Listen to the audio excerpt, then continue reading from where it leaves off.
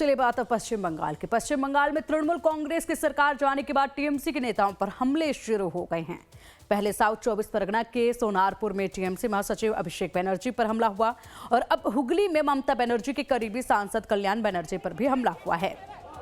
Video में दिखाई दे रहा है कि कल्याण बनर्जी चंदी ताला पुलिस थाने की ओर बढ़ रहे हैं। इसी दौरान वहां मौजूद कुछ लोगों ने उन्हें घेर लिया और काले झंडे दिखाकर विरोध करते रहे।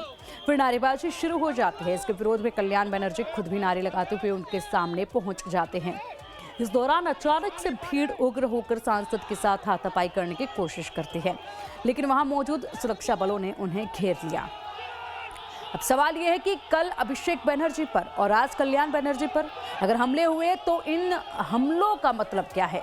ये भीड़ का आक्रोश है या फिर सियासी हमला है?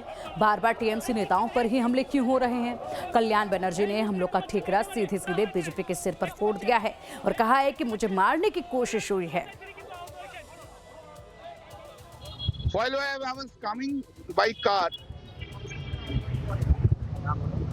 there was a tremendous traffic congestion at Chonditola market. That time, I was walking with my PSO at Chonditola Mode, which is 50 kilometer distance from Chonditola police station. There was 10 or 15 BJP goons with saffron that cloth. All of a sudden shouted slogans and created a rivalry atmosphere. एक तरफ कल्याण बनर्जी हमले के बाद धरने प्रदर्शन कर BJP सरकार के खिलाफ सड़क पर समर्थकों के साथ उतर पड़े हैं और न्याय की गुहार लगा रहे हैं, तो वहीं कांग्रेस ने इस हमले को लोकतंत्र पर हमला करार दिया है। कांग्रेस नेता कुणाल चौधरी का कहना है कि यह हमला विपक्ष के सांसद पर हमला नहीं है, बल्कि अभिव्यक्ति की आजादी पर हमला है।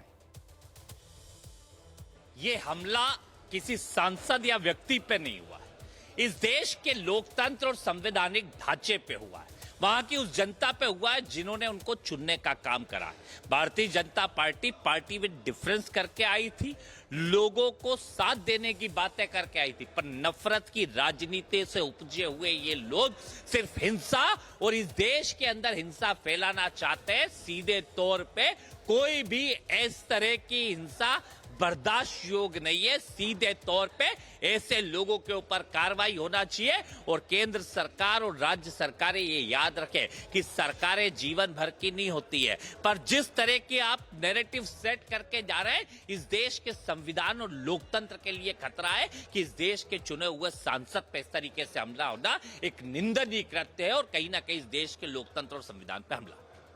ममता बनर्जी को शीशा देखना चाहिए, अपना चेहरा शीशे में देखना चाहिए। 323 भाजपा के कार्यकर्ताओं की हत्या हुई थी, उसके अलावा और कई सारे हजारों लोगों की हत्या हुई और कई सारे लोगों को वेस्ट बंगाल छोड़कर दूसरे राज्यों में जाना पड़ा। फिर भी जो कल हुआ हम उसकी निंदा करते हैं। बीजेपी का कहना है कि पश्चिम बंगाल की जनता इनका नाटक बहुत दिनों से देख रही है। इसी वजह से ममता बनर्जी भी एक्स सीएम बन गई हैं और 29 में कल्याण बनर्जी भी एक्स एमपी बन जाएंगे। वहीं पश्चिम बंगाल में मंत्री अग्निमित्रा पोल का कहना है कि टीएमसी के शासनकाल में जनता त्राही त्राही कर रही थी। ये पब्लिक का गुस्सा है जिसे टीएमसी के नेताओं को झेलना होगा। अभिषेक बनर्जी का कल हमने देखा था, उनका बुआ का भी देखा था कि चोट ना लगे बगैर वो कैसे धमका रही थी कि ताकि उनके भतीजे को भर्ती लिया जाए अस्पताल में, तो डॉक्टर ने तो सिर्फ पैन 40 देके उनको छोड़ दिया। अब कल्याण जी सोचे कि हम क्यों पीछे रहेंगे, तो इसीलिए आज उन्होंने भी एक नाटक रचा। तो पश्चिम बंगाल की जनता इनका नाटक बहुत दिनों से देख रहे हैं। पश्चिम बंगाल की जनता ने जवाब भी दे दिया है। इसी वजह से ममता बनर्जी भी एक्स सीएम बन गई है और 29 में कल्याण बनर्जी भी एक्स एमपी बन जाएंगे। आज दिलीप घोष बोलिए, सुकांत मजुमदार बोलिए, हमको बोलिए, आज आर्म्स केस पुलिस केस दिया गया। एक बने बच्चों का पिस्तौल भी कभी हाथ में नहीं लिए तो आर्म्स केस दे दिया। तो इसका तो देखिए आज कल जो हुआ है वो जनरोष, लोग क्षुब्ध है। 15 साल अभिषेक बनर्जी, ममता बनर्जी और तृणमूल जो अत्याचार किया और जो नीतिवाचक राजनीति, ध्वंसात्मक राजनीति आज ये तोड़ना, ये फोड़ना, ये डेड बॉडी लेकर मिचिल करना, सिर्फ डिस्ट्रक्टिव पॉलिटिक्स करते आए। अभिषेक बनर्जी पर हमले के बाद पुलिस ने कार्रवाई करते हुए 5 लोगों को गिरफ्तार किया है, लेकिन इस पर सियासत अपने चरम पर है। बीजेपी और टीएमसी दोनों एक दूसरे पर हमलावर हैं।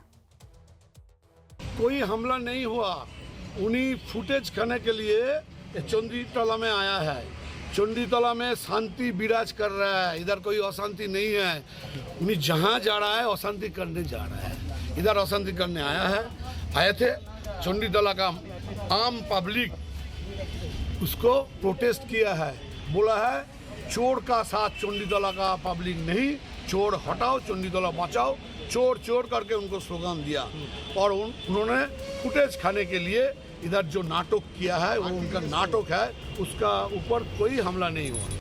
अति निंदनीय, अन्यायपूर्ण, डरावना और चिंताजनक। बीजेपी सरकार बंगाल में पूरी तरह से कानून व्यवस्था को ध्वस्त कर दिया है। आज बीजेपी के कार्यकर्ताओं ने ऑल इंडिया तृणमूल कांग्रेस के लोकसभा लीडर अभिषेक बनर्जी के ऊपर हिंसक हमला किया। वहां से सुरक्षा हटा ली गई और पुलिस भी गायब रही। राज्य सरकार का दायित्व बनता है कि हर व्यक्ति की सुरक्षा को सुनिश्चित रखे, सुरक्षा को बनाए रखे, लेकिन बीजेपी हिंसा और हमला की राजनीति कर रही है बंगाल में। आज जो अभिषेक बनर्जी के साथ हुआ है, ये लोकतंत्र के ऊपर सीधा हमला है और ये दर्शाता है कि बीजेपी सरकार हिंसा, हमला और इस तरह के भय और अराजकता की राजनीति करके बंगाल के ऊपर राज करना चाहती है। एक तरफ टीएमसी हमलों को लेकर हो हल्ला कर रही है, तो वहीं बीजेपी ने इन आरोपों को सिरे से खारिज करते हुए कहा है कि कल्याण बनर्जी को कोई चोट नहीं लगी है और वह जानबूझकर राजनीतिक सहानुभूति लेने के लिए ड्रामा कर रहे हैं। पार्टी का आरोप है कि वे अभिषेक बनर्जी से जुड़े मामले में से ध्यान भटकाने की कोशिश कर रहे हैं।